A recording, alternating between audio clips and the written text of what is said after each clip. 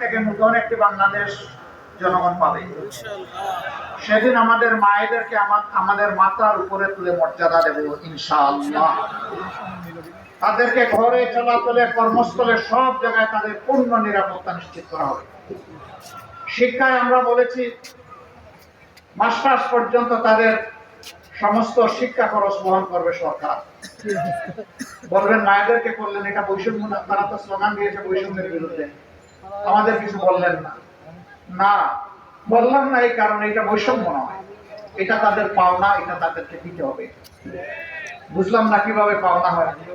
আচ্ছা, এই যে এত বড় সমাবেশ, এখানে লাখো পুরুষ এসেছেন, আপনার জীবনে কাউকে, কোন পুরুষকে তার পেটে বাচ্চা ধারণ করতে দেখেছেন? আপনারা কেউ নিয়েছেন? বুকের দুধ দিতে পারবেন? পারবেন না। নিজের বুকে সন্তানের জন্য, শিশুর জন্য বিছানা বানাই দিতে পারবেন? এই নিয়ামত আল্লাহ তাআলা মাদেরকে দিয়েছেন। এই মাদেরকে যে জাতি সম্মান করবে, আল্লাহ তাআলা সেই জাতিকে সম্মানিত করবেন ইনশাআল্লাহ। আর এই মাদেরকে যারা সম্মান করতে জানবে না, তারা আল্লাহর কাছ থেকে কোনো সম্মান পাবে না। জুলাই যোদ্ধারা রাস্তায় নেমে বলে নাই